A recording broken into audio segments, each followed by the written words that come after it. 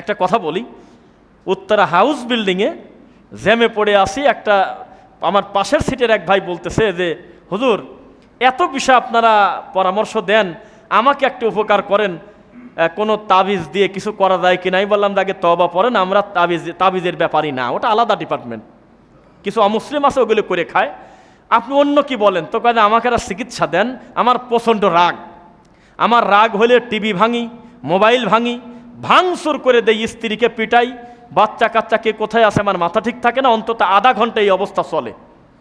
তো এইটা থেকে আমার বাঁচার কোনো রাস্তা আছে কিনা। এখন আমি যদি ভুল না করি এরকম রুগী এই মসজিদেও আছে, হয়তো ওই লোকটা আমাকে বলছে, আপনি বলেন নাই। রাগের সময় তার মাথা ঠিক থাকে না, আধা ঘন্টা আগের আপনি আর আধা ঘন্টা পরের আপনি, মাঝখানে বোঝা যায় না যে এই লোকটা একটু আগে এত সুন্দর ব্যবহার করলো। তাই বললাম যে আপনার রাগ, এইটার চিকিৎসা 1 মিনিটে ঠিক করে দেয়। কয় মিনিটে? 1 মিনিটে যদি আমি চিকিৎসা দিতে না পারি তাহলে আপনি বিচার করবেন। তো বলে আলহামদুলিল্লাহ খুব ভালো। তাই বললাম যে আপনি কি করেন আমাকে একটু বলেন। তো বলতেছে আমি গাজীপুরে একটা বাইং হাউসে চাকরি করি, খুব ভালো একটা জায়গায়, গার্মেন্টস সেক্টরে। তো বললাম যে আপনার উপরে কি কোনো বস আছে?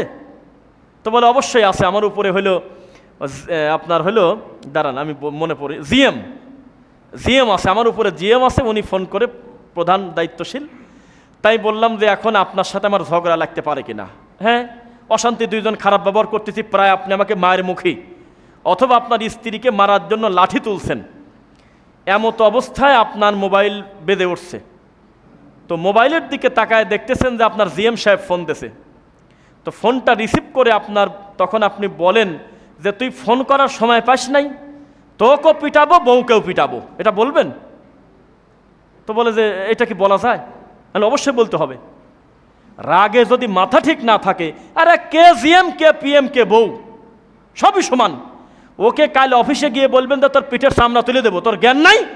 আমার রাগ হলে মাথা ঠিক থাকে না, ওই টাইমে ফোন দেয় কেউ, তখন কিন্তু ওই লাঠিটা ফেলায়, জি স্যার, জি স্যার, স্যার, জি স্যার, স্যার বলেন, স্যার বলেন, স্যার। ও কিরা জানি ওই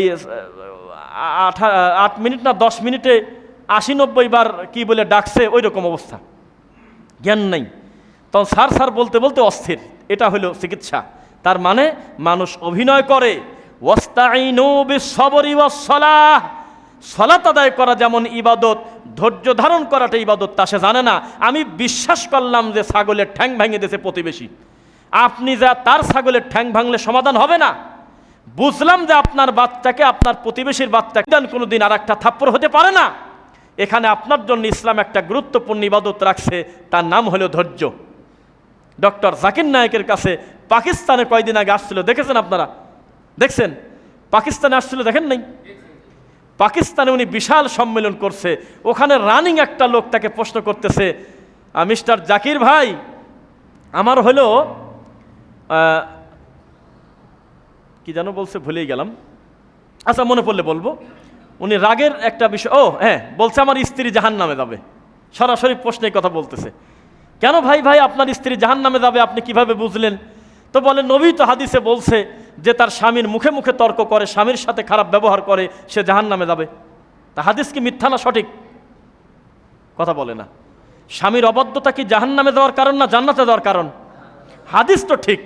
তো বলে যে আমি নিশ্চিত জানি আমার স্ত্রী জাহান্নামে যাবে, প্রতিদিন কোনো না কোনো কারণে আমার সাথে সে অশান্তি করবেই করবে। তখন উনি বলল যে আপনি বুঝতে পারেন নাই, আপনি এক অংশ পড়ছেন আর এক অংশ পড়েন নাই। আপনার স্ত্রী যখন আপনার সাথে খারাপ ব্যবহার করে তখন আপনি একটা ইবাদত নষ্ট করছেন। ওই সময় যদি আপনি ধৈর্য ধারণ করে ওটা হ্যান্ডেলিং করতে পারতেন, তাহলে 2 জন জাহান্নামে না যায় 2 জন জান্নাতে যাওয়ার সুযোগ থাকতো। আর আপনার স্ত্রী জাহান্নামে যাচ্ছে আর আপনি জান্নাতে যাবেন, এটা আপনাকে বলল কে? কারণ আপনি একটা অংশ পড়ছেন আর একটা অংশ পড়েন নাই। স্ত্রীর রাগের সময় আপনাকে ধৈর্য ধারণ করতে লাগতো, 2 দিন 5 দিন পর তার বিবেকটাকে ঘুমাতে দিত না, একদিনও গালি দেয় না, একদিনও প্রতিবাদ করে না, একদিনও আমার মুখে মুখে তর্ক করে না, আমি খালি ছাগলের মতো পেশাল পারি একাই। আপনি তো সুযোগ দিচ্ছেন না তাকে জান্নাতে যাওয়ার, তাহলে আপনি চিন্তা করবেন না 2 জন একসাথে জাহান্নামে যাবেন না। তো বিষয় হলো আমাদের সমাজে কি একটা যুক্তি, আমার প্রতিবেশী আমার ছেলেকে মারে, বিনা কারণে মারছিল একদিন, আমার প্রতিবেশীর কাছে টাকা ধার চাইছিলাম, আমাকে গালি দিছিল, আমাকে এই করছে সেই করছে, আমার বাবাকে একদিন ধরে মারছিল, এই জন্য আমি কি করে তার সাথে সম্পর্ক রাখি? শোনেন, আব্দুল্লাহ ইবনে আব্বাস রাদিয়াল্লাহু আনহু তিনি বলতেছেন, মুহাম্মদ সাল্লাল্লাহু আলাইহি ওয়াসাল্লামকে আমরা বললাম, আল্লাহর নবী, যদি কারণ থাকে আত্মীয়তা সম্পর্ক ছিন্ন করার, তখন কি করব? যদি আত্মীয় এত খারাপ যে তার কাছে কোনো সহযোগিতা আছে, অত দূরের কথা, উনি আমাকে গালিগালাজ করে, খারাপ ব্যবহার করে, কি করব? আল্লাহর নবী তখন বললেন, এই কারণেই তো তুমি সদাচরণ করবে, সুবহানাল্লাহ, এই কারণেই তো তুমি তোমার ব্যবহার দিয়ে তাকে জয় করবে। এখানে ইসলাম তোমাকে সুযোগ দিয়েছে, তুমি তোমার সত্তার পরিচয় দাও, ভালো ব্যবহার করো, এটাই তো আল্লাহর কাছে পুরস্কার। তারা হলো মুনাফিক, তারা হলো লটারি খেলা খেলে, যারা বলে আমাকে সালাম দিলে আমি দেব, আমার সাথে ভালো ব্যবহার করলে আমি করব, আমার সাথে খারাপ ব্যবহার করলে আমি খারাপ ব্যবহার করব। তারা তো লটারি খেলে, এটা তো সুদ। বোঝা কি যাচ্ছে? আমাদের সমাজে একদল লোক আছে, খুব গর্ব করে বলে, আমার সাথে ভালো ব্যবহার করলে আমি তার জন্য জান দিয়ে দেব, আর আমার সাথে খারাপ ব্যবহার করলে তার আমি খবর করে দেব। পাগল না কি কয়? আছে নাকি এরকম? বলে লোক আছে, যিনি এটা পাণ্ডিত্যের কিছু নাই।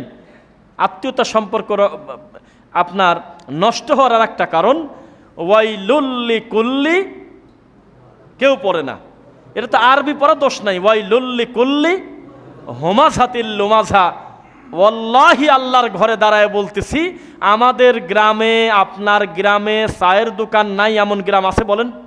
চায়ের দোকানে বসে ডাইরেক্ট একদল লোক বলতেছে, আমরা কোনোদিন মানুষের পরনিন্দা করি না, আমরা মানুষের পিছনে বলা লোক না, আমরা যা বলবো ডাইরেক্ট মুখের পর বলবো। আছে কিনা এরকম লোক? আছে। তখন লোকজন বলে যে বাপের বেটা, দেখো তো কথা কি সুন্দর, সারাদিন ভরে বসে থাকবে, কোনোদিন কারোর বদনাম করবে না, পারলে তার সামনে বলবে, না পারলে নাই। অথচ শরীয়তের দৃষ্টিতে শয়তান ওইটা আরো বেশি, ও ডাইরেক্ট একটা লোকের মুখামুখি অপমান করতেছে। ওয়াইলুল্লি কুল্লি হোমাঝাতিল লুমাঝা, তাদের জন্য জাহান্নাম প্রত্যেকে, তারা যারা সামনেও নিন্দা করে পিছনেও নিন্দা করে। আপনি কার সাথে কি বুঝ দিচ্ছেন? আপনি যদি সম্পর্ক রক্ষা করতে যান, একটা কারণ হলেই হবে যে তিনি আমার ভাই, মুসলিম ভাই, বহু অপরাধে অপরাধী, কিন্তু তিনি সত্তাগতভাবে মুসলিম হিসেবে জাগতিক সুবিধা আমি আমার ভাই থেকে আমি পাবো, আমার ভাই আমার থেকে পাবে, চিকিৎসা পাবে, পোশাক পাবে, খাবার পাবে, ডাক্তার পাবে, এই সমস্ত বিষয় সে অটো আমার কাছে পায়, আমি তাকে গালিগালাজ করব না। কথা বোঝা যাচ্ছে? বলে যাব, দ্রুত বলতে থাকি আগে, তারপরে আমি আপনাকে সিরিয়ালে বলবো ইনশাল্লাহ। নবী সাল্লাল্লাহু আলাইহি ওয়াসাল্লাম বললেন, শেষ পর্যন্ত পরিস্থিতি যদি এমন হয় যে তুমি কথা বললেই ধরি পেটে, তোমার সাথে তার অবস্থা এত খারাপ যে আর তার সাথে চলা যায় না, নবী বলেছেন শেষ পর্যন্ত তুমি একটা জিনিস দিয়ে সম্পর্ক রক্ষা করো, তার নাম হলো আসসালামু আলাইকুম ওয়া রাহমাতুল্লাহ। বোঝা যাচ্ছে? তবুও যদি তার লজ্জা হয়, হোক, তোমার মুখই দেখতে পারে না, তোমার মুখ না দেখার জন্য সে আর এক জায়গা দিয়ে দরজার গেট কেটে ফেলছে, নিজের বাড়ি ভাঙি দরজা গেট অন্য দিক দিয়ে করছে, তাতে তোমার মুখ দেখতে না হয়। সেই লোকটাকে দেখা সামনে পেলেই তুমি বলো আসসালামু আলাইকুম ওয়া রাহমাতুল্লাহ। আবার হাত ওঠাতে বলতেছি না, এটা আমি এমনি বোঝানোর জন্য, এভাবে হাত তুলে সালাম দিবেন এটা সালামের পদ্ধতি না। তবে দূর থেকে বাইকে যাচ্ছে, দূর থেকে গাড়িতে যাচ্ছে, আপনি হাতটা উঁচু করে ইশারা না করলে বুঝবে না যে সালাম দিছেন, ওইটা জায়েজ, মনে থাকবে। কিন্তু মাথা ঝুঁকবে না, কি হবে না? মাথা ঝুঁকবে না। মনে পড়ে গেল দুঃখের কথা, আল্লাহ মাফ করুক, এখানে আমরা সবাই আসলে অধিকাংশ অ্যাডাল্ট, আমরা কথাটা বলি। একটা লোক কবরের সেজদা দিয়ে উঠেছে, তার বাড়ি কুমিল্লা নাঙ্গলকোট। তো তাকে জিজ্ঞাসা করতেছে সাংবাদিক যে কেবল সেজদা দিলেন, আধা ঘন্টা প্রায় সেজদা দিয়ে পড়েছিলেন, এটা কি ঠিক হইল? অবশ্যই ঠিক। আল্লাহকে সেজদা দেওয়া আর মাজারে সেজদা দেওয়া আলাদা। কিভাবে? নাউজুবিল্লাহ, এগুলি অন্যায় বলাও খারাপ শোনা যায়। বলে যে মাথা, উনি বলতেছে আল্লাহ ছাড়া অন্য কারুর কাছে মাথা নত করা তো শিরিক, এর কথা কি ভুল আছে? তখন বলতেছে, আরে আমরা তো স্ত্রী সহবাসের সময় মাথা নিচে থাকে, আমরা তো চেয়ারে বসার সময় তো মাথা নিচু করে বসি, আমরা তো যদি দরজা চোকার যদি একটু নিচের দিকে থাকে আমরা তো ঘাটটা নিচে দিয়ে যাই, ওটা কোনো অসুবিধা নাই। আমি মাজারে সেজদা দিছি কিন্তু সুবহান রাব্বিল আলা বলি নেই। এই শয়তান বলতেছে, আমি পরশুদিন দেখলাম। তারপর বলতেছে যে গাঁজা খাচ্ছে, এটা কি ঠিক? কয় অসুবিধা নাই, 2.5 থেকে 5 পর্যন্ত গাঁজা খাওয়া কোনো সমস্যা নাই। গাঁজা আমার বাপ দাদা বানায় নাই, আল্লাহ বানাচ্ছে, এটা খাওয়া কোনো পাপ না। এটাকে দেখছেন কেউ ভিডিও? দেখছেন না? কি চলে ধর্মের নামে? আপনি বলেন কি চলে ইসলামের নামে? আর এইগুলোর বিরোধিতা করার কারণে আমাদের কিছু ঠান্ডা হুজুর আছে, আমাদের সমাজে কিন্তু ঠান্ডা লেভেলের দিনী ভাই আছে, তারা মানে কবর পূজারীর চাইতে খারাপ। এরা লাগিয়ে গেছে আমাদের পিছনে। আরে বাবা, রফিক বিন সাইদ যেদিন নরম হবে, ইউনিয়ন পরিষদ বেঁচে খাবে, যদি টাকা না থাকে তোমার হুজুর ও ধর্ম যেটুকু আছে ওটুকু বেঁচে খাবে। আমরা যেদিন নরম হয়ে যাব, বেদাতি ধর্ম বেঁচে খাবে, নিশ্চিত থাকো। ওটা আজকে বিষয় না, ওটা পরে বলি। নবী সাল্লাল্লাহু আলাইহি ওয়াসাল্লাম প্রতিবেশীর ব্যাপারে খুব কঠিন কথা বলেছেন। খবরদার, দুইজন প্রতিবেশীকে জমা করা হবে বিচারের মাঠে। দুইজনই আল্লাহর মুখামুখি দাঁড়িয়ে যদি বলে ও আমার ভাই, আলহামদুলিল্লাহ, তার ব্যাপারে আমার কোনো অভিযোগ নাই, বেঁচে যাবে। একজন যদি বলে আল্লাহ আমার চাদর নিয়েছে, আমার জুতা নিয়েছে, আমার ছাগল নিয়েছে, আমার সম্পদ খেয়েছে, আমার জবরদস্তি করে ক্ষতি করেছে, পরিস্থিতি জাহান্নাম, নাউজুবিল্লাহ পড়েন। এবার আপনাকে একটা কথা বলি, সবাই আমার দিকে তাকান। আমি জানি না যে আমি যে 14টা হাদিস আজকে সিরিয়ালে বলতেছি, এ 14টা এর আগে শুনছেন কিনা আমি জানি না। শুনলে আলহামদুলিল্লাহ, না শুনলে এখন শুনবেন। যুদ্ধ করে রাষ্ট্র জয় করা যায় না? বলেন তো, যুদ্ধ করে রাষ্ট্র জয় করা যায় কিনা? আগে তো পদ্ধতি ছিল। তো নবী বললেন যে মিশর যুদ্ধ করো, মিশর যদি জয় হয়ে যায় তাহলে সাধারণ লোকের সাথে তোমরা ঝগড়া করো না। তো ওরা বলল যে সদাচরণ করব, হ্যাঁ, ওদের সাথে ভালো ব্যবহার করো। কেন? দুইটা কারণে। এক, ইসমাইলের মা হাজেরার বাড়ি ছিল মিশর, সুবহানাল্লাহ, আমার বংশের লোক। দুই, আমার স্ত্রী মারিয়ার বাড়ি হলো মিশর, মানে আমার শ্বশুর বাড়ি এলাকার লোক তারা, সুবহানাল্লাহ। আত্মীয় খুঁজে পাচ্ছেন না আপনারা? 100 বছরের ইতিহাস দেখলে সবাই তো আমরা আদমেরই ছেলে নাকি? তা হিন্দুকে আপনার প্রতি অসন্তুষ্ট হবে, প্রয়োজনে আপনি যা মন্দির পাহারা দিবেন নাকি? বলেন। হ্যাঁ, কত রুগী, কত পাগল দেখি সমাজে রে, আহা। যেখানে আমার আল্লাহর সাথে শিরক হচ্ছে, উনি জয়াশরী মাজারে সরি ইয়েতে পাহারা দিচ্ছে, কোরআন পড়তেছে, হ্যাঁ কোরআনও পড়তেছে। ঠিক তোমার মতো হুজুরের মানে কি ওই জায়গা সে কাজের জায়গা? আল্লাহর নবী দৌড় দিছে। কি ব্যাপার আল্লাহর নবী, আপনি পৃথিবীর সবচেয়ে ভদ্রলোক, দৌড় দিলেন কেন? কয় যে আমার এখনো ভয় হয় এই জায়গার উপরে আল্লাহর রাগ এখনো কমছে নাকি। এই জাতিকে আল্লাহ উল্টায় দিছিল, এই জন্য আমার ভয় হয় যে এই জায়গা দিয়ে যাচ্ছি, না জানি আল্লাহর এখনো রাগ কমছে নাকি। তো এই মুহূর্তে আপনার আল্লাহর সাথে রানিং শিরক চলতেছে, আর আপনি সেখানে গিয়ে বলতেছেন যে ইয়া রাসূলুল্লাহ, ইয়া হাবিবাল্লাহ, গজল বলতেছে। পিছনে তার মা, ওর মাই বলবো মান তাশাব্বাহা বিকওমিন ফাহুয়া মিনহুম, কেউ যদি কোনো সম্প্রদায়ের আদর্শকে মেনে নেয় তার সাথেই তার হাসর হবে। নাউযুবিল্লাহি মিন যালিক। হবে না, হবে না। ইব্রাহিম আলাইহিস সালামের মতো প্রয়োজনে বলেন যে আমি অসুস্থ, তাও খবরদার শিরকের কাছে যাওয়া যাবে না। এখনো দেশের পরিস্থিতি এমন আসে নাই যে কোরআন পড়লেই পিঠের পর চাবুক দিয়ে পিটায়, নামাজ পড়তে গেলে ধরে মারে, এমন পরিস্থিতি অন্তত এখন পর্যন্ত আসে নাই। আসছে কি? যদিও নাস্তিক কিন্তু ভরে গেছিল, প্রায় শিক্ষা খাত প্রায় ধ্বংসের দিকে চলে গেছিল, কোনোদিন অস্বীকার করব না। নবীকে গালি দিলে তার কিছুই হতো না, আল্লাহকে গালি দিলে তার কিছুই হতো না, কিন্তু একটা লোককে গালি দিলে তার একেবারে রাতারাতি জেল 10 বছরের হয়েছে নাকি এক সময়।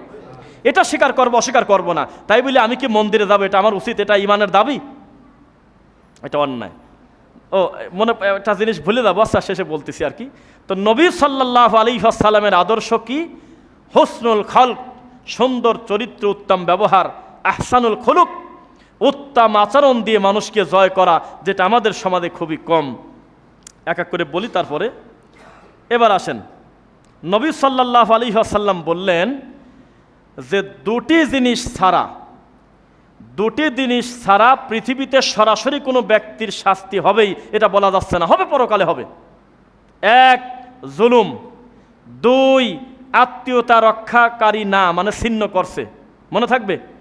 এই দুই ব্যক্তির শাস্তি কোথায় হবে? দুনিয়াতে হবে। নবী বলেছেন যে তোমরা যদি রিজিক বাড়াতে চাও আর হায়াত বৃদ্ধি করতে চাও তাহলে আত্মীয়দের সাথে ভালো ব্যবহার করো।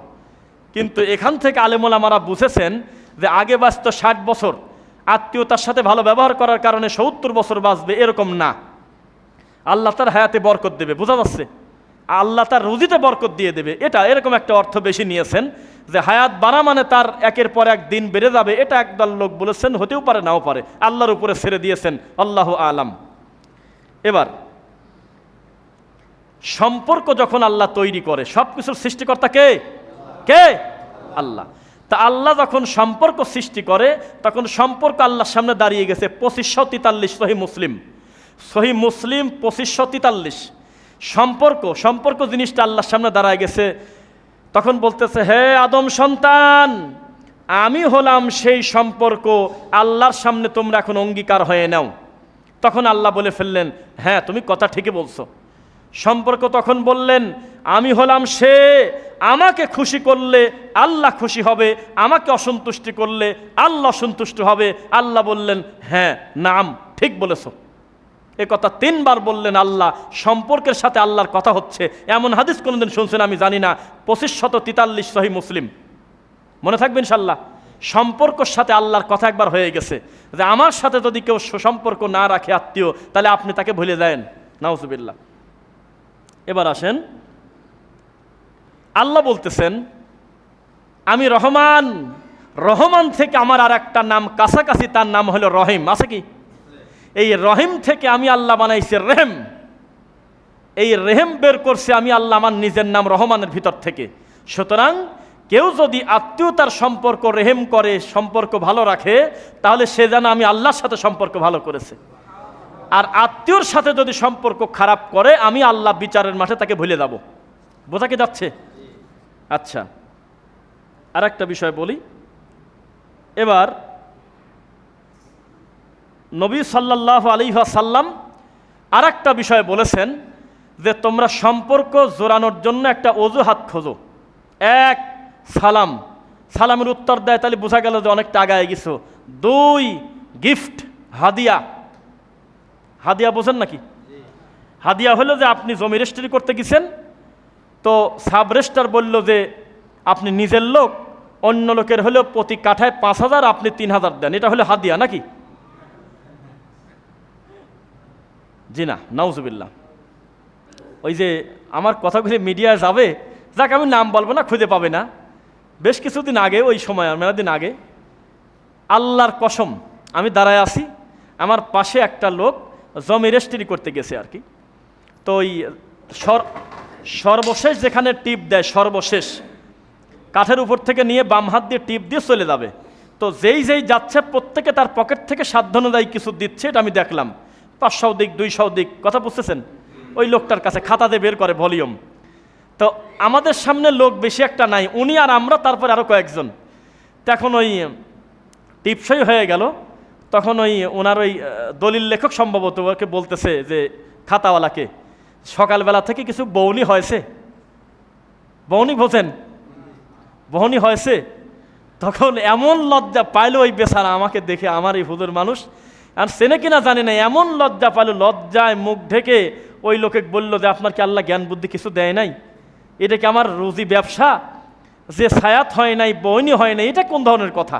আপনারা খুশি হয়ে যা দেন, আমি কি কোনোদিন গুনেছি? কি শয়তান আপনি বলেন? আমি কি জীবনে টাকা দেখি নাকি? যা দেন পকেটেই তো থাকে। আস্তাগফিরুল্লাহ। এটা না, হাদিয়া একটা আতর হতে পারে, একটা চকলেট হতে পারে, 1 কোটি টাকার একটা চেন হতে পারে, 1 লক্ষ টাকা দামের একটা জামা হতে পারে। এর পরিমাণের কথা বলা নাই। আপনি সাধ্য অনুযায়ী প্রতিবেশীকে গিফট হাদিয়ে পাঠাবেন, খাবার হতে পারে। এটার প্রতি তার একটা মানবিক দুর্বলতা তৈরি হবে ইনশাআল্লাহ। এবার আসেন, যেই বিষয়ের জন্য খুব সিরিয়াসভাবে এতক্ষণ আমি আপনাদেরকে বলার জন্য অপেক্ষা করতেছি, সেটা হলো দাওয়াত। কি বললাম? দাওয়াত। এটা কিন্তু আরবি শব্দ। এই দাওয়াত দিয়ে বন্ধুত্ব সম্পর্ক ভালো হয়, আত্মীয়তার সম্পর্ক শক্ত হয়, এটা কিন্তু অস্বীকার করা যাবে না। দেখা গেল যে অনেক দিনের একটা খারাপ সম্পর্ক ছেলের বিয়েতে এসে আবার এক হয়ে গেছে, হয় না? একটা অনুষ্ঠানে এসে সব মিল হয়ে গেছে। কিন্তু বর্তমান সমাজে দাওয়াত শব্দের অর্থ বিপদ। কি দাওয়াত শব্দের অর্থ কি বললাম? বিপদ। এটা আমি একটু শক্তভাবে বলবো, আপনি বুঝে নিয়েন আর কি। এর থেকে ছোট লোকই, এর থেকে নোংরামি, এর থেকে ফকিনের বাচ্চা, এর থেকে বেহায়া, এর থেকে খারাপ কোনো কাজ পৃথিবীতে নাই। আমি আমার মুসলমান ভাইকে দাওয়াত দিয়ে টেবিল নিয়ে বসে গেছি, দিয়ে যাবে খেতে। নাউজুবিল্লাহ, নাউজুবিল্লাহ। আল্লাহর কসম এটা নোংরামি। এর থেকে বেহায়াপনা কাজ আল্লাহর পৃথিবীতে হতে পারে না। ব্যক্তিত্বহীন, কসুরিপানা, নোংরা, ভ্যালুলেস, পাওয়ারলেস, ইউজলেস, এটা মানুষই না। আমার মুসলমান ভাই আমার বাড়িতে দাওয়াত খেতে আসবে, আমি বিনিময় নিয়ে বসে আছি। এইটা যদি সুদ না হয়, তাহলে পৃথিবীতে সুদ বলে কিছু আর নাই। এটা সুদ, এটা ডাকাতি। চক্ষু লজ্জায় লোকটা দিতে বাধ্য। আগে মুসলিমের বাড়িতে গিয়ে বলতো আসসালামু আলাইকুম রহমতুল্লাহ, বাড়িতে আসেন ভাইজান। 3 বার দিয়েছে। 4র্থবার উনি বলতেছে আসি ভাই, ওয়াশরুমে ছিলাম তো বুঝি নাই। কি হয়েছে? আমার মেয়ের বিবাহ, অলিমা, আপনাকে দাওয়াত, আমার ছেলের বিবাহের অলিমাতে আপনার দাওয়াত। উনি খুশি হয়ে বলেছিলেন আলহামদুলিল্লাহ। এখনো আলহামদুলিল্লাহ বলে, তবে ওই যেই দরজা বন্ধ করে ভিতর থেকে কয় যে কি মরার বিপদ ঘাড়ে চাপা দিয়ে গেল। 2000 টাকার বাড়ি কোন জায়গা, কাজ নাই কাম নাই, 7 দিন একটানা বৃষ্টি, কি একটা অবস্থা, চাকরি চলে গেছে, দিল তো 2000 টাকা হাতে ধরায়, খালি হাতে খেতে পারবে? রাত্রিবেলাই তো ফরেন্সিক ল্যাবে ঢুকাবে ওই খাতা, মেয়ে ছেলে ফেলে নিয়ে গোল হয়ে বসবে, কে কত দিল, কে ছোট লোক আর কে বড় লোক, এই লোকে 1000 টাকা দিলে এক একটা কথা। নাউজুবিল্লাহি মিন যালিক। এই নোংরামিকে আপনারা ত্যাগ করতে পারবেন? আমি আজকের এই বক্তব্য দেওয়ার পর যদি আপনি টেবিল নিয়ে বসেন, আমি মনে করবো যে আপনার শরম লজ্জা বলতে কিছু নাই। আপনাকে কে শেখায় দিয়েছে যে গোটা ডুমনি বাজারের 1000 লোককে খাওয়াবেন? আল্লাহ আপনার সাধ্য দেশে 10 জনকে খাওয়ান, ছেলের বিয়েতে খুশি হয়ে 15 জনকে খাওয়ান, যে ভাই 15 জনের বেশি আমার বাজেটে নাই, আপনি এই বিনিময় করতে গেলেন কেন? এটা নোংরামি, এটা আল্লাহর কসম বিপদ। আমরা গ্রামের মানুষ, আমরা জানি। বিশ্বাস করেন, যখন একটা গরিব মানুষের বাড়িতে দাওয়াত দিয়ে চলে যায়, ওই বাড়িতে ঝগড়া লেগে যায়, অশান্তি হয়, যে পণ্ডিতি বেশি করো, মানুষের সাথে খুব একেবারে উঠা বসা, খুব একেবারে পণ্ডিত হয়ে গেছো, এত দাওয়াত, এখন দেখো কেমন লাগে। এ কয় তুই যাবো, কয় তুই যা, কেউ একটা জ্বালা যন্ত্রণায় জীবনটা শেষ পর্যন্ত সিদ্ধান্ত নিল, যেহেতু 2000 টাকার নিচে আজকের দিনে দেওয়া যায় না, তাহলে আরও কয়েকজন লোক বলো, আলাদা আলাদা গেট দিয়ে ঢুকে একেবারে 10 জন দেয়া বসবো, মরার খাওয়া খাবো, টাকা ওয়াসিল করা লাগবে। আবার বন্ধুদের ভিতরে আলোচনা হয়, যা হয় তাই বলতেছি, বন্ধুদের ভিতরে আলোচনা হয়, আমাদের ভিতরে সবচেয়ে ভালো খেতে পারে কে রে? টাকা 1000 দেবো, 2000 দেবো, টাকা ওয়াসিল হতে হবে, বুফে খাওয়ার মতো। নাউজুবিল্লাহি মিন যালিক। এভাবে আপনি আত্মীয়তার সম্পর্ক কোনোদিন রক্ষা করতে পারবেন না। আল্লাহর কসম, 10 বছর আগে আপনি অমকের ছেলের বিয়ে খাইছিলেন কয় টাকা দিয়ে, ওই খাতাটা কোরআন মাজিদকে যেভাবে যত্ন করে তার থেকে বেশি যত্ন করে রেখে দেছে, সিরিয়াল করে দেখে কে কয় টাকা দেছে। নাউজুবিল্লাহি মিন যালিক। আল্লাহর কাছে আমাদের অনেক কিছু চাওয়ার আছে, পাওয়ার আছে, প্রতিবেশীরও কিছু আমাদের কাছে চাওয়ার আছে, পাওয়ার আছে। কিছু বিষয় প্রতিবেশী চাইবে না সে আশায় নয়, নিজে থেকে ইমানের গতিতে তাকে দেখতে হবে। ও যদি হিন্দুও হয়, বোঝা যাচ্ছে, প্রতিবেশী যদি হিন্দুও হয়, তবুও সে আপনার কাছে হক রাখে যে আপনি তার বাড়ির খাবার খাবেন, বিপদে পড়ে আপনার সহযোগিতা, চিকিৎসা, পোশাক, এইগুলো অধিকার সে রাখে। খাদ্য, বস্ত্র, বাসস্থান, এরা তো চিকিৎসা আমাদের জানা আছে কিনা বলেন? জানা আছে। এবার আপনাকে একটা সূত্র বলি। রাসূল সাল্লাল্লাহু আলাইহি ওয়াসাল্লাম এই পৃথিবীতে সবচেয়ে বেশি আত্মীয়তা সম্পর্ক রক্ষাকারী। কোথায় রয়েছে হাজেরা? সুবহানাল্লাহ। ইসমাইলের মা মারা গেছে আল্লাহর নবীর জন্মের কয় হাজার বছর আগে, বলেন তো কত বছর আগে? আজকের কথা। ইসমাইল, ইসহাক, ইয়াকুব, কত সিরিয়ালে ধারাবাহিক, মুসা, ঈসা আলাইহিমুসসালাম, কত মানুষ চলে গেল এক নবী থেকে আর এক নবীর মাঝখানে কত গ্যাপ। ঈসা নবী থেকে শুরু করে আমাদের নবী পর্যন্ত কত লম্বা একটা সময়, কত টাইম চলে গেছে। তাও নবী বলতেছে ওরা কিন্তু আমার বংশের লোক, ওরা কিন্তু ইসমাইলের মা হাজেরার গ্রামের লোক। সুবহানাল্লাহ। ওদের সাথে ভালো ব্যবহার করে, ওরা কিন্তু আমার স্ত্রী মরিয়মে মারিয়ার হলো বাড়ির লোক। সুবহানাল্লাহ। আত্মীয়তার সম্পর্ক রক্ষা করতে হবে, এটা কিন্তু একটা ইমানের দাবি। কথা বোঝা যাচ্ছে? ইমানের দাবি। সবাই খেয়াল করবেন। আত্মীয়তার সম্পর্ক রক্ষা করবেন কিভাবে, তার একটা বাস্তবতা দেখাই। ব্যক্তিগত কথা ভিডিওতে গেলে আমার ওই প্রতিবেশী কষ্ট পাবে, আমি উদাহরণ দিচ্ছি আর কি। একজন প্রতিবেশী, তিনি আল্লাহর দিন বুঝে গেছে। দিন বোঝার পরে চিৎকার দিয়ে তার প্রতিবেশীদেরকে ডেকে বলতেছে, শোনো, 30টা বছর 40টা বছর আমাদের বাড়ির মাঝখান দিয়ে তোমরা গিয়েছো, ও চাচি, ও ফুফু, ও অমুক, আমরা তোমাদেরকে ডাকছি, তোমাদের সাথে আমাদের রক্তের সম্পর্ক না, ইমানের কারণে তোমাদেরকে ভালোবাসি, তোমরা আমাদের প্রতিবেশী। আমি গতকালকে কোরআন মাজিদ পড়ে, সূরা নিসা পড়ে, তওবা পড়ে, অমুক সূরা পড়ে, অমুক আয়াত পড়ে আমি বুঝে গেছি তোমরা ঘরে থাকবে, তোমাদেরকে পর্দা করতে হবে। আমার বাড়ির মাঝখান দিয়ে তোমরা বেহায়াপনা করে যাবে আসবে, আমি তোমার বাড়ির মাঝখান দিয়ে যাব আসবো, শরীয়ত এটা মানবে না। আমি আমার গোটা বাড়িটা চতুর্দিক থেকে আমি কাপড় দিয়ে ঘেরবো, কারণ আমি গরিব মানুষ। আমি বিশাল নামি দামি টাইলস দিয়ে আমি ঘেরবো, কারণ আমি ধনী মানুষ।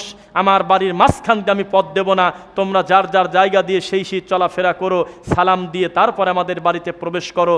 এত ভালো কথা বলার পর গোটা প্রতিবেশী তার উপরে খেপে বলল, বড়লোক হয়ে গেছে। এটা কি জবাব দিলেন আপনি? এটা তো আপনার অধিকার।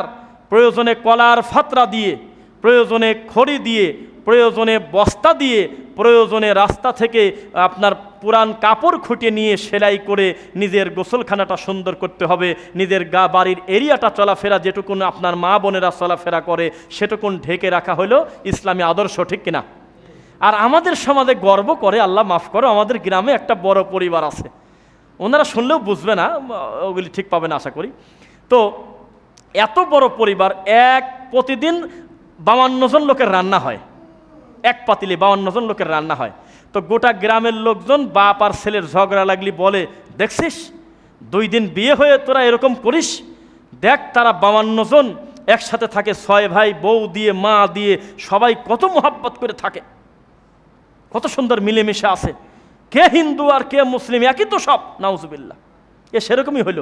ওই যে আমাদের দেশে মনে হয় আছে হিন্দু, বৌদ্ধ, ইহুদি, খ্রিস্টান ঐক্য পরিষদ, আছে কিনা? আছে।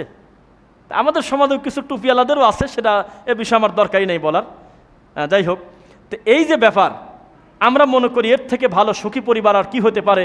6টা ভাইয়ের 6টা বউ, তাহলে 12, মা বাপ কত? 14, এক একটার 4টা করে বাচ্চা, সব মিলায় প্রায় 40-50 জন, কত সুন্দর মিলে একাকার। কে কার বউ তার হিসাবই নাই। বউ নাই, ভাবি তো আছে, ওনারা বসে বসে খাচ্ছে, ভাত খাচ্ছে, তরকারি খাচ্ছে, কে কার বাসায় যাচ্ছে হিসাব নাই। আমরা সব মিলেমিশে থাকি। আল্লাহর কসম, এটা হলো জাহান্নামের আকরা। আল্লাহর কসম, জাহান্নামের আকরা। আপনি যাকে বিবাহ করে বাড়িতে নিয়ে আসলেন, আপনার বোর কাছে গোকরা সাপ কতটা ভয়ঙ্কর তা আমরা জানি না, রাসেল ভাইপার কতটা ভয়ঙ্কর তা আমরা জানি না। আপনার ছোট ভাইটা আপনার বোর কাছে তার চেয়ে বেশি খারাপ, বেশি ভয়ঙ্কর, এটা বোঝেন আপনি? সবচাইতে বড় বড় বিপদ ঘটার সবচেয়ে প্রথম শুরুই হলো দেবর ভাবি দিয়ে। আপনি রাস্তা বের করে দিচ্ছেন আর বলতেছেন যে আমি ছোট ভাইয়ের মতো দেখি। কিসের কয় না কয়? পাগল। বিষ যদি কেউ মধু মনে করেও খায় তবুও কাজ হয়ে যাবে, এটা মস্কারা করার কিছু নেই। এই সমাজে যত জেনা ব্যভিচার হচ্ছে তার 70% দখলে হলো এই দেবর ভাবির। প্রবাসে গিয়েছে বেচারা কষ্ট করতে, আমানত রেখে গেছে তার পিতামাতার কাছে তার স্ত্রীটাকে, কখন কি হয়ে যাচ্ছে ছোট ভাইয়ের সাথে, শেষ পর্যন্ত ধরা পড়ে তার নিজের বই টেকে না। তা কিসের সাথে কি হিসাব করতেছেন আপনি? সাবধান। আদর্শ পরিবারের নামে এভাবে ভাই বউ 4-5টা একসাথে মিশায় থাকা, এটা হলো জাহিলি যুগের কর্ম। শোনো ভাই, মাঝখান দিয়ে বেড়া দেব, তুমি আমার মায়ের পেটের ভাই, 2 ভাই 2 বাড়ি করে আলাদা থাকবো, একসঙ্গে ভাই ভাই খানা খাবো, মাঝে মধ্যে বসবো, ভিন্ন কথা। বউদেরকে একসাথে বসতেও দেব না, আমরা নিজেরাও কোনোদিন বেপর্দা হয়ে তোমার ভাবির কাছে বসবো না। শরীয়ত নিষেধ করতে আমি বসবো কেন? এখানে মনে করতে পারেন যে মহিলা বসলে অসুবিধা কি? মহিলা বসলে তাদের অসুবিধা নাই, যাদের স্বামীর জন্য বসতেছে তাদের অসুবিধা। একেবারে ম্যাচ ছাড়াই আগুন লাগাই দেবে, তাদের এই সুযোগটা দিবেন না। তাদের দোষ না, তাদেরকে ঘরে রাখবেন সম্মানের সাথে। তাদেরকে যদি আপনি ওপেন মাঠে ছেড়ে দেন, যাও তাবলিগ করে আসো, আরে ডুমনি থেকে চলে যাচ্ছে হলে আপনার সেই নীলা মার্কেট তাবলিগ করতে, কোথায় কোথায় চলে যাচ্ছে মহিলারা আর এক গ্রামে তাবলিগ করতে। নাউজুবিল্লাহ মিন যালিক। ইসলাম তাদের এত জুলুম করে নাই। তারা তাদের বাড়িতে যাদের সঙ্গে তাদের দেখা দেওয়া বৈধ, তাদের যদি কোরআনের জ্ঞান না থাকে, উনি কোরআন পড়ে শেখাবে।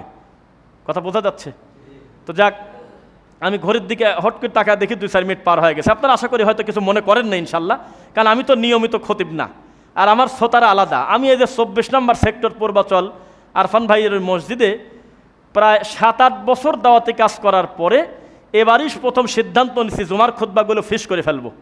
এখানে একটা, টঙ্গী হায়দ্রাবাদ একটা দেই, মাসে 2টা, এখানে একটা ওখানে একটা, প্রতি মাসের 2টা। তা আমার শ্রোতা ওইভাবে তৈরি হয়ে গেছে, ওরা ওই আমলটা করে যে আজানটা আমি আল্লাহর ঘরে আসার পরে শুনবো, আলহামদুলিল্লাহ পড়েন। ওরা আগেই মসজিদে ঢুকে পড়ে, এটা আমার খুবই শান্তি লাগে। এটাই তো নিয়ম নাকি? আমি যদি কোনো মুসল্লিক ফোন দিই, আপনি কোথায়, কয় যে আমি উঠ নিয়ে বসে আছি। আবার একজনের এর আগে কথা হচ্ছে, উনি বলতেছে আজকে আমার কপাল খারাপ, আমি আজকে ডিমও পাইনি। এটা কি ভাষা কি বুঝছেন কেন বলছে? তার মানে বেচারার কোনো হয়তো জরুরত ছিল, একেবারে সবার শেষে গেছে, তাই সে ডিমও পায় নেই, ফেরেশতারা খাতানি বাড়ি চলে গেছে। তাদের জন্য রয়েছে আল্লাহর অভিসম্পদ, লানত, গজব, ওয়ালাহুম সুউদ্দার, আর তাদের জন্য রয়েছে খুব খারাপ ঘর। খারাপ ঘর মানে কি জানেন? জাহান্নাম। খারাপ বাড়ি মানে জাহান্নাম, কষ্টের বাড়ি, কষ্টের ঘর মানে হলো জাহান্নাম। আত্মীয়তার সম্পর্ক রক্ষা করা ইসলামে শুধু আদেশ করা হয় নাই, এর ভয়াবহতা সম্পর্কেও বলা হয়েছে। যারা এগুলো রক্ষা করতে পারবে না তাদের অবস্থা কত কঠিন। মুহাম্মদ সাল্লাল্লাহু আলাইহি ওয়াসাল্লাম তিনি বলতেছেন, মা যালা জিবরিল ইউসিনি বিল জার। জিবরাইল আলাইহিস সালাম একদিন আমার কাছে এসে অনবরত খালি প্রতিবেশীর হকের ব্যাপারে কথা বলতেছে। এত বেশি বারবার বলতেছে, কোনো একই কথা এত গুরুত্বের সাথে আমাকে প্রতিবেশীর ব্যাপারে নবী বললেন, হাত্তা জনান্তু আন্নাহু ইউওয়ারিসু। আমি তখন মনে মনে ভাবলাম যে আজকে মনে হয় জিবরাইল আমার সম্পদের ওয়ারিশ বানায় দিয়ে যাবে আমার প্রতিবেশীকে। কথা বোঝা যাচ্ছে? এত বেশি প্রতিবেশীর ব্যাপারে আমার নবী বক্তব্য দিচ্ছেন, আমার সন্দেহ হচ্ছিল না জানি কোনো এক সময় জিবরাইল এই কথা না বলে ফেলে যে তোমার ওয়ারিশ কিন্তু তোমার প্রতিবেশী, অথচ সে আমার রক্তের কেউ না। প্রতিবেশীর বিষয়টা খুবই গুরুত্বপূর্ণ ব্যাপার, যে ব্যাপারে আমাদের সমাজে বক্তব্য হয় কম এবং তার বিপরীত কর্ম হয় বেশি। নবী সাল্লাল্লাহু আলাইহি ওয়াসাল্লামের একজন স্ত্রী, তার নাম ছিলেন মাইমুনা রাদিয়াল্লাহু আনহা, নাম শুনেছেন? তাকে বিবাহ করার পরে আমার নবী আর বিবাহ করে নাই, এটা হলো সর্বশেষ। সেই মাইমুনা রাদিয়াল্লাহু আনহা নবী সাল্লাল্লাহু আলাইহি ওয়াসাল্লাম বাড়িতে আসার পরে তাকে বললেন, আল্লাহর নবী, আমি তো আপনার অনুমতি ছাড়া একটা কাজ করে ফেলছি। কি করছো? আমি গোলাম আজাদ করে দিছি, দাসী মুক্ত করে দিছি। এটা ভালো কাজ না খারাপ কাজ? অবশ্যই ভালো কাজ। বহু আমলের ব্যাপারে নবী বলেছেন, তোমরা যদি এই কাজটা করো তাহলে গোলাম আজাদ করার নেকি। কারো গলা থেকে মাজা থেকে যদি তাবিজ খুলে দাও, যেটা থেকে লোকটা কল্যাণ আশা করে, এরকম জিনিস যদি কেউ খুলে দেয় তাহলে সে যেন গোলাম আজাদ করার নেকি পাইল। সুবহানাল্লাহ। তো গোলাম আজাদ করা একটা গুরুত্বপূর্ণ ইবাদত। তো নবী সাল্লাল্লাহু আলাইহি ওয়াসাল্লাম শুনলেন, কিন্তু শুনে খুব একটা জোরে সোরে আলহামদুলিল্লাহ বললেন না, অথচ এটা খুব ভালো কাজ করছে। তখন নবী সাল্লাল্লাহু আলাইহি ওয়াসাল্লাম বললেন যে তুমি গোলাম আজাদ করেছো ঠিক, নেকি পেয়েছো, খুব ভালো কাজ। তবে তুমি যদি এই গোলামটাকে তোমার মামার বাড়ি, গরিব মানুষ আছে তোমার মামার বাড়ি, তাদের বাড়িতে যদি দিয়ে দিতে তাহলে তুমি আরও আল্লাহর কাছে বেশি পুরস্কার পেতে। সুবহানাল্লাহ। মানে তার মামার বাড়িতে কাজের লোক দরকার, তার মামার বাড়ির অবস্থা ভালো না, তাদের সামর্থ্য নাই যে একজন দাস রেখে তারা চলবে। তুমি যদি তোমার নিজের এইটা দাস মুক্ত না করে তাদেরকে দিয়ে দিতে তো ডবল নেকি পেতে। তো প্রতিবেশী একটা গুরুত্বপূর্ণ ব্যাপার। আল্লাহ বলতেছেন, আউযু বিল্লাহি মিনাশ শাইতানির রাজিম ওয়া বিল ওয়ালিদাইনি ইহসানা। প্রথমে বলতেছেন পিতামাতার সাথে সদাচরণ করতে, তাদের সঙ্গে ভালো ব্যবহার করতে। ওয়া আতিযাল কুরবা হাক্কাহু ওয়াল মিসকিন, আর আত্মীয়র হক আদায় করো, মিসকিন এতিমদের দেখো। এবার আল্লাহ বলতেছেন জারিদিল কুরবা ওয়াল জারিল জুনুব। একটা হলো আত্মীয় দুই রকম, একটা হলো নিকটতম আত্মীয় যেটাকে আরবিতে বলে জারিল জুনুব, আর দূরবর্তী আত্মীয়কে বলে জারিল জুনুব ও সাহিবি বিল জাম আতিদাল কুরবা। কুরবা মানে যেটা নিকটতম, আর জুনুব মানে যেটা দূরে। দুই ধরনের আত্মীয়র কথা সম্পর্কে রক্ষা করতে আল্লাহ বলেছেন। মুহাম্মদুর রাসূলুল্লাহ সাল্লাল্লাহু আলাইহি ওয়াসাল্লাম এই পৃথিবীতে তিনি আল্লাহকে যত ভয় করেছেন তার মতো এত ভয় পৃথিবীতে আর কেউ করতে পারবে না। তিনি যত আমানতদারিতা, পৃথিবীতে আর কেউ এত আমানতদারিতা রক্ষা করতে পারবে না। মুহাম্মদ সাল্লাল্লাহু আলাইহি ওয়াসাল্লাম যে পরিমাণ আত্মীয়তার সম্পর্ক রক্ষাকারী, এমন সুন্দর ব্যবহার পৃথিবীতে আর কেউ করতে পারবে না। আল্লাহর রাসূলের ব্যবহারের কাছে ধরা পড়ে গেছে ইহুদি, নাস্তিক, অমুসলিমরা পর্যন্ত এসে তার ব্যবহারের কাছে পরাজয় হয়ে শেষ পর্যন্ত তারা ইসলাম ধর্ম গ্রহণ করেছে, আলহামদুলিল্লাহ। কিন্তু আমাদের চিত্রটা উল্টা। আমাদের কামড়া কামড়ি দেখে হিন্দুরা বলে আমাদের তো দুর্গার সামনে নারকেল ফাটানোই ভালো। এরা যে পরিমাণ মারামারি করে, নাউযুবিল্লাহি মিন যালিক। এবার আপনাকে বলি, রাসূল সাল্লাল্লাহু আলাইহি ওয়াসাল্লামকে সাহাবায়ে কেরাম বলতেছে, আল্লাহর নবী, প্রতিবেশীর ব্যাপারে আপনি এভাবে বলতেছেন। আয়েশা রাদিয়াল্লাহু আনহা, তিনি আমাদের আম্মাজান, তিনি বললেন যে আত্মীয় শুরু করব কিভাবে? আমার কাছে কিছু খাবার আছে, যে খাবারের পরিমাণটা কম। এখন আমি কোন আত্মীয়কে দেব? আমার পাশাপাশি দুইটা প্রতিবেশী আছে, আমি কাকে দেব? নবী বললেন, তুমি সিরিয়াল করে দেখো কে তোমার বাড়ির সবচেয়ে কাছে, তাকে দিয়ে তুমি শুরু করো। আমরা মনে করেছি যে আমার বাড়ি হলো এই ডুমনি, নোয়াখালীর একটা ভাই এসে আমার বাড়ির কাছে 3 কাঠা জায়গা কিনে বাড়ি করছে, ও আমার আত্মীয় হবে কিভাবে? না কোনো রক্তের সম্পর্ক আছে, না কোনো আত্মীয়তার সম্পর্ক আছে, কোনো সম্পর্কই তার সাথে নাই, এটা মনে করা ভুল। আপনাকে যদি কোনো খাবার বিলি করতে হয়, দিতে হয়, মেহমানদারি করতে হয়, সবচেয়ে আগে হকদার হলে আপনার এই প্রতিবেশী বাড়ির সীমানার সাথে যে ভাইটা আছে।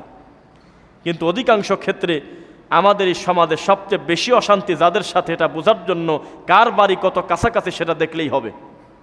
ভাই হোক, মামা হোক, চাচা হোক, খালু হোক, যেই হোক না কেন, যার বাড়ির সাথে যার বেশি বাড়ি লাগানো তার সাথে তার শত্রুতা তত বেশি। নাউজুবিল্লাহ। এটা আমাদের পরিহার করতে হবে। নবী সাল্লাল্লাহু আলাইহি ওয়াসাল্লাম তিনি আবু যার গিফারির নাম শুনেছেন আপনারা? আবু যার, তার একটা মানে পরিচিতির জন্য একটা ঘটনা আছে, সেটা হলো ফাতেমা রাদিয়াল্লাহু আনহার কবর কাটছে তিনি। এই কথা শুনছেন আপনারা? ফাতেমার কবর কাটছে যিনি, তার নাম কি শোনেন নাই না? আবু যার গিফারি। এরকম ওয়াজে শোনেন নাই আপনারা? আবু যার গিফারি। কিন্তু এই বর্ণনাটা মিথ্যা। মানে যে ব্যাপারটা আমরা মানুষের কাছে সবচেয়ে বেশি প্রসিদ্ধ, যে কবরের মাটিকে ডেকে বলা হলো, এই কবরের মাটি তোর ভিতরে কাকে রাখবো তুই কি জানিস, সে কথাটা জাল হাদিস। এটা হাদিস না, এটা মিথ্যা কথা। কিন্তু কবর কাটার এই ঘটনার নামে আমরা আবু যার গিফারির নামটা সবচেয়ে বেশি শুনছি বাঙালি মানুষ। তো আবু যার রাদিয়াল্লাহু আনহুকে আল্লাহর নবী ডাকলেন, ইয়া আবু যার, হে আবু যার, তুমি শোনো, তুমি এক কাজ করো, তরকারি যখন রান্না করবে তরকারির ভিতরে একটু পানি ঢেলে দাও, বেশি করে তরকারির ঝোলের ভিতরে একটু পানি দিয়ে দাও।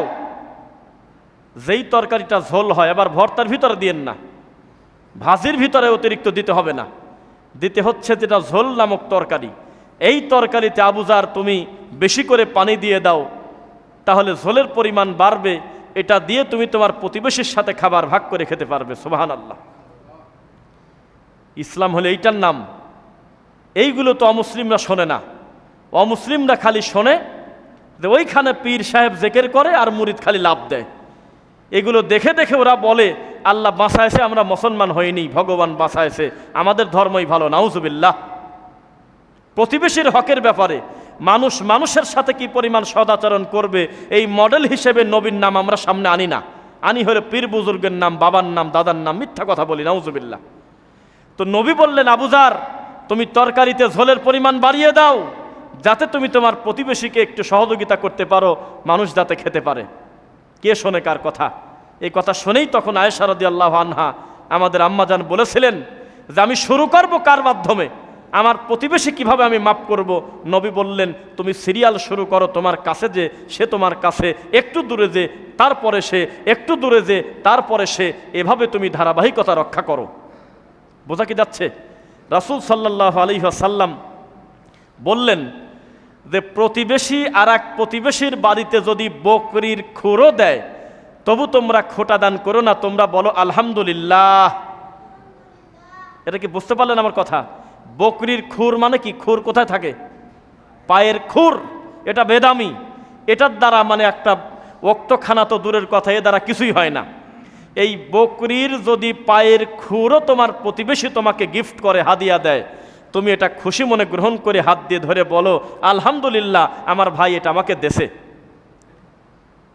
কিন্তু আমাদের দেশের চিত্র পুরা উল্টা। গরু কুরবানি দিয়েছে, উনি সামর্থ্যবান মানুষ, কিন্তু আশেপাশে অনেক অভাবী মানুষ। তাতে ওনার মতো লোক 10টা মহিষ কোরবানি দিলেও, 10টা গরু কোরবানি দিলেও মানুষকে খুশি করা যায় না। সিরিয়ালে ভাগে তার প্রতিবেশীর বাড়িতে হাফ কেজি মাংস পড়ে গেছে, যার পরিমাণ হলো 5 পিস কি 6 পিস। এইটা হাতে করে আলহামদুলিল্লাহ বলা বাদ দিয়ে উনি প্রথমেই বলতেছে, কত বড় ছোট লোক, কত বড় ছোট লোক, এই দেখো এইটুক মাংস মানুষের বাড়িতে দেয়। নাউজুবিল্লাহ। অথচ উনি এই সাধারণাটা করতে পারল না, না জানে আমার ভাই আরো কত মানুষকে দিতে গিয়ে আমার পরিমাণ হয়তো এইটা হয়েছে, আলহামদুলিল্লাহ, তা বলল না। এইটা তার মাথায় নাই যে এই মাংস তো তার বাপের মাংস না, এটা তো তার প্রতিবেশী তাকে আল্লাহর জন্য ভালোবেসে তার হকটা তার বাড়িতে পৌঁছে দিয়েছে। এইটা তো তার কাছে সে টাকা দিয়ে কেনে নাই, এটা তো খুশি হয়ে তিনি দিয়েছে। তার যদি সামর্থ্য না থাকতো, নাও তো দিতে পারত। যেহেতু এইটুকু আমি পাইছি, আমি শুকরিয়া আদায় করি আলহামদুলিল্লাহ। এই খবরটা যদি ওই বাড়িতে চলে যেত যে তার মাংস হাতে পেয়ে তারা পরিবার সহ খেয়েছে আর আলহামদুলিল্লাহ বলেছে, আর মাংস দিয়ে বাড়িতে নাই ফিরতে আশপাশের লোকজনের মাধ্যমে খবর চলে গেছে, তুমি তো মাংস দিয়েছিলে অমকের বাড়িতে 1 বছর আগে, সে তো 3 মাস ধরে তোমার বদনাম করছে যে আমার আত্মীয় কত বড় ছোট লোক, এত বড় গরু কোরবানি দিল আর মাংস দিয়েছে ½ কেজি। তা কি করবে বলেন আপনি? এই তো আমাদের অবস্থা। আর নবী বলতেছে, শোনো, যদি একটা বকরির পায়ের খুর একেবারেই নাম মাত্র যাচ্ছে তাই, এইরকম হালাল একটা খুরও যদি তোমার বাড়িতে দেয়, তুমি মনে করবে আলহামদুলিল্লাহ, আল্লাহর পক্ষ থেকে এটুকু আমার বাজেটে ছিল, আমি পাইছি। বোঝা কি যাচ্ছে? এভাবে আত্মীয়র হকের ব্যাপারে আমরা খুব দৃঢ় প্রতিজ্ঞমান হয়ে, যখন আমাদের ভাই আমাদেরকে এই বিষয়টা দিয়েছে যে এই বিষয়ে বক্তব্য দিতে হবে, আমরা সুন্দর করে ধারাবাহিক সিরিয়াল করেছি আল্লাহ এবং তার রাসূলের কথা দিয়ে। আল্লাহ তুমি দিনের জন্য আমাদের কবুল করো, আল্লাহুম্মা আমিন। এরপরে নবী সাল্লাল্লাহু আলাইহি ওয়াসাল্লাম বললেন যে বিচারের মাঠে ব্যক্তি ভালো মন্দ বোঝা যাওয়ার জন্য যেই দাড়িপাল্লা মাপকাঠি আছে, একটা ব্যক্তি যে ভালো এইটা পরীক্ষা করার জন্য যেই দাড়িপাল্লা মাপকাঠি আছে, তার একটা সিরিয়ালে এটা বড় নাম্বার হলো আত্মীয়, প্রতিবেশী। প্রতিবেশী তার সামনে দাঁড়িয়ে যাবে, উনি ভালো না মন্দ সে আল্লাহর সামনে সাক্ষী দেবে। তো নবী সাল্লাল্লাহু আলাইহি ওয়াসাল্লাম এই কথা বলার পরে, সবাই খেয়াল করবে, বাচ্চাদেরকে একটু গ্যাপে নিয়ে নেন, একসাথে 2-3টা বাচ্চা বসা দিয়েন না, তাহলে সুযোগ পাবে। হ্যাঁ, একটু কষ্ট করে, ওরা খুব ভালো আসছে, ওদেরকে একটু গ্যাপে গ্যাপে বসায় দেন, তাহলে সুন্দর হবে। জি, খেয়াল করবেন। আর যারা পরে আসবে, যাতে তাতে আপনার ঘাড়ের উপরে ডিঙিয়ে যেতে না হয়, আপনি নিজেই একটু আগায় বসবেন, সিরিয়াল মিরিয়াল দরকার নেই, এলোমেলো করে বসেন, এই কথাটা রাখেন আমার, যাতে কে আসলো আপনার যাতে তাকাতে না হয়, যাতে একটু এলোমেলো বসেন। এখন কোনো সিরিয়াল ধরার কোনো মানেই হয় না, এই বসা মানুষ যখন আমরা দাঁড়াবো তখন জায়গা বেড়ে যাবে ইনশাল্লাহ। তো নবী সাল্লাল্লাহু আলাইহি ওয়াসাল্লাম বললেন, যেই ব্যক্তির ব্যাপারে তার প্রতিবেশী বলে ভালো, তাহলে সমাজের লোক বিবাহ শাদীর ব্যাপারে, আত্মীয়তা রক্ষা করার ব্যাপারে তখন সে বুঝতে পারবে যে আসলে লোকটা বাস্তবে ভালো না মন্দ। তো একজন দাঁড়ায় গেলেন, আল্লাহর নবী একটা কথা, ইন্না ফুলানান, ফুলানাত, আমাদের সমাজে অমুক একটা ব্যক্তি আছে, তাসুমুন নাহার ওয়া তাকুমুল লাইল, যেই লোকটা দিনের বেলা রোজা রাখে, রাত্রিবেলা কিয়ামুল লাইল করে। কিয়ামুল লাইল মানে কি? তাহাজ্জুদ পড়ে, রাতের সালাত পড়ে। তো সবাই বলল আলহামদুলিল্লাহ, এ তো বিশাল ভালো খবর, লোকটা সিয়াম পালন করে দিনে আর রাত্রে আল্লাহকে ডাকে, এটা খারাপ না ভালো? শেষে বলতেছে শুধু একটা সমস্যা আছে আল্লাহর নবী, উনি হলো প্রতিবেশীর সাথে ভালো ব্যবহার করে না। নবী সাল্লাল্লাহু আলাইহি ওয়াসাল্লাম বললেন, হিয়া ফিন্নার, হিয়া ফিন্নার, হিয়া ফিন্নার, সে জাহান্নামে যাবে, সে জাহান্নামে যাবে, সে জাহান্নামে যাবে। এখন আর রোজাও ঠেকাতে পারতেছে না, এখন আর তার কিয়ামুল লাইলও ঠেকাতে পারতেছে না। বলেন তো কি খারাপ কাজ করার কারণে? প্রতিবেশীর হক আদায় না করার কারণে, প্রতিবেশীর সাথে সদাচরণ না করার কারণে লোকটার পরিস্থিতি এত খারাপ। কিন্তু বাস্তবতা যদি দেখি আমরা, প্রতিবেশীর হক রক্ষা করার ব্যাপারে শহরে হোক গ্রামে হোক সবাই কিন্তু আমরা আমানতের খেয়ানত করি, মিথ্যা না সত্য? একজন ফেসবুকে একটি স্ট্যাটাস দিয়েছে, ভালো লাগলো, সামনে আসলো, লিখতেছে শহরের মানুষের তুলনায় গ্রামের মানুষগুলো নিরীহ হয়, এরকম একটা পোস্ট দিয়েছে। শহরের মানুষের তুলনায় গ্রামের মানুষের মায়া দয়া বেশি, মেহমানদারিতা বেশি, এভাবে উনি একটা লেখছে ওনার মতো করে। তো একটা লোক আবার কমেন্ট করছে, দেখলাম ভালো লাগলো, উনি লেখছে যে গ্রামের লোক যে কত নিরীহ, কত ঠান্ডা, কত মিষ্টি ব্যবহার, এটা বোঝা যায় জমি ভাগ করার সময়। এটা উনি লেখছে। কথাটা আমার মাথায় ধরল যে কথা তো খুব ভালো কথা বলছে। গ্রামের লোক যে কত সাধু, আমরা কত ভালো মানুষ, এটা বোঝা যায় আপন মায়ের পেটের 3 ভাইয়ের সম্পত্তি ভাগ হচ্ছে, এটা তো খুশি হওয়ার কথা, যে যাতে ভুল করেও 1 ইঞ্চি আমি আমার বোনের সম্পত্তি না খাই, ভাইয়ের সম্পত্তি না খাই।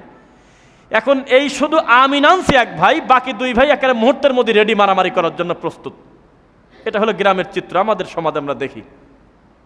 মানে আমিন নিয়ে আসা যাবে না, যে যেখানে আছে সেভাবেই থাকবে, তার বাপদাদার রেজিস্ট্রি করা জায়গা। একজন খাচ্ছে 1 বিঘা আর একজন খাচ্ছে 5 কাঠা, চলুক এভাবেই। হকটা বুঝে নিতে গেলে তখন বোঝা যায় যে গ্রামের লোক কত ভালো, 6 বছর কথাই বন্ধ করে দেবে। বোন খালি একবার বলছে যে আমার বাড়ি থেকে অশান্তি হচ্ছে, আমার স্বামী, যেহেতু এটা আমার হক, আমার বাপ মরে গেছে, ভাই তুমি মন খারাপ করো না, আমার সম্পত্তি আমাকে বুঝে দাও। তখন দেখবেন যে বোনের ওই বাড়িতে দরজা বন্ধ হয়ে গেছে। হ্যাঁ তোরটা তুই বেছে নিগা যা, ওই যে মাঝখানে দিয়ে দিলাম, কি করবি করে, তোর জমি আমি কিনবো না, যেখানে যে যা নিস নিস। নাউজুবিল্লাহ, নাউজুবিল্লাহ। এভাবে আমাদের সমাজে আছে কিনা বলেন? জমি ভাগ করার সময় বোঝা যায় যে আসলে আত্মীয়তার সম্পর্ক কত কঠিন। অথচ 30 বছর আগে আপনার বাপ যখন মরে যায়, মরে যাওয়ার সাথে সাথে আপনি যেমন মালিকানা হয়েছেন সম্পদের, অটোমেটিক আপনার বোনগুলোও মালিকানা হয়েছিল। ওই দিনের পর থেকে একা একা যত সম্পত্তি ভোগ করছেন, প্রত্যেকটা সম্পদের অর্ধেক মালিকানা। লিযাকারি মিসলু হাজ্জিল উনসায়াইন, দুই নারী সমান এক পুরুষ। কত? 2 নারী সমান 1 পুরুষ।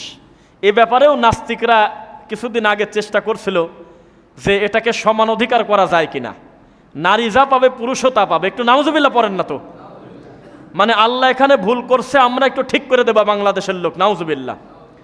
এই জন্য প্রায় বিজ্ঞাপনও হয়েছিল, নেত্রী সম্ভবত মুগ্ধি বলেও দিছিল, এরকম একটা আলোচনা হচ্ছিল যে পুরুষ মহিলার সমান অধিকার, জমির ব্যাপারেও সমান হবে।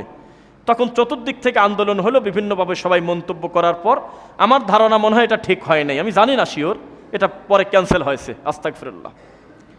অথচ শরীয়ত তাদের ইনসাফ করে সম্পদ দিয়েছে, আর আমরা যদি তাদের 50-50 দিতে যাই তাহলে জুলুম করা হবে, এটা বোঝে না। তারা শরীয়তে হাত দিতে চেয়েছিল, আল্লাহ তাদেরকে লাঞ্ছিত করেছে, আলহামদুলিল্লাহ। এবার আপনাকে বলি, সম্পদের ওয়ারিশ আপনার ভাই যতটুকুন, আপনি যতটুকুন, আপনার বোন ততটুকুন। আমাদের পাবনা জেলাতে একটা কথা আছে যে আমরাও সম্পত্তি নিতে যাব না, প্রয়োজনে ভিক্ষি করে খাবো। আমরা যদি সম্পত্তি নিয়ে আসি তাহলে আমরা ওই ভাইয়ের বাড়িতে যা দাঁড়াবো কিভাবে? বাপ নাই, মাও নাই। এখন গেলেই আমার ভাবি পিঠা বানায়, গেলেই আমার বড় ভাই ব্রয়লার মুরগি নিয়ে আসে, মাছটা নিয়ে আসে আমার ভাই। আজকেই যদি সম্পত্তি আমরা পাই টু পাই বুঝে নেই, আমার ভাই আমাদেরকে সমাদর করবে না, দরকার নেই, সম্পত্তি নেব না। আবার যারা সম্পত্তি চায় তাদেরকে আবার এলাকার আমিন, মুরব্বী, কিছু বুড়া শয়তান আছে, এরা আবার বুদ্ধি দেয়, তোমারই তো ভাই, একটু কম বেশ করি একটা নামমাত্র কিছু নিয়ে তুমি তোমার ভাইকে দিয়ে দাও, গরিব মানুষ, এতদিন বড়ি কষ্ট করে তোমার আব্বার সাথে এগুলো করছে, এত ছাড় দিয়ে 10 টাকার জিনিস 3 টাকা ধরা দেয়, ওই মহিলারা চলে যাচ্ছে নিয়ে। আছে কিনা? কত বড় সাহস আপনার, কত বড় সাহস আপনার! আপনার বাপের সম্পত্তি ভাগ করতে গিয়ে 10 টাকার জিনিস 11 টাকা দিয়ে দেন, খুশি হয়ে 1 টাকা সাদাকা, নাকি ডবল পাবেন আপনি। যে আপনার বোন যাতে মরা পর্যন্ত এটা চিন্তা করতে না পারে, চলন্ত বাজার থেকে আমার ভাই আমাকে 1 টাকা কম দেছে। আপনি বলে দেন যে সব জায়গা হলো 40 লক্ষ টাকা 5 কাঠা জায়গার দাম, আমরা তোমাকে খুশি হয়ে 42 লাখ টাকা দিয়ে দিলাম, কেননা তুমি আমাদেরকে ক্ষমা করে দিও, ভোগ হিসাবে তোমার থেকে সুবিধা আমরা বেশি নিছি এতদিন, তুমি তোমার আমানত নিয়ে দাও। বোন বলল, ভাই আমি নেব না, ধরেন আমি দিয়ে দিলাম। প্রথমেই আপনি নেবেন না, আপনি প্রথমে তাকে বলবেন তোমার হক তুমি ফেলায় দাও, দান করো, যা খুশি করো, আমি এটা সহজে নেব না। এত খুশি তুমি হচ্ছ কি কারণে? 40 লাখ টাকা আমাকে দিচ্ছ, আমি এত খুশি হব না 10,000 টাকা একটা ফকিরকে দিলে যত খুশি হতো। এই 40 লক্ষ টাকা 40টা ইতিমখানায় দিলে যে উপকার হতো, আমি তার 1 কোটি ভাগের 1 ভাগও আমি খুশি হতে পারবো না। মানুষের স্বভাব। তুমি এটা নিয়ে তুমি দিনের কাজ করো, আমাকে সাদকা দিতে হবে না, আল্লাহ আমাকে ভালোভাবেই চালায়। ছোট লোক কয়দে দাও, আজ 2000, কাল 5000, পরের দিন 20,000, চাইতে গেলে মারে, ভাগ্নিদের সাথে মামাদের অশান্তি, কি যে একটা নোংরামি আমাদের সমাজে চলে। এটা কিন্তু আমাদের জেলার কথা বলতেছি, আপনার দিকে কি ভালো আছে নাকি? নাউজুবিল্লাহ, আল্লাহ হেদায়েত দিক, বলো না আমিন।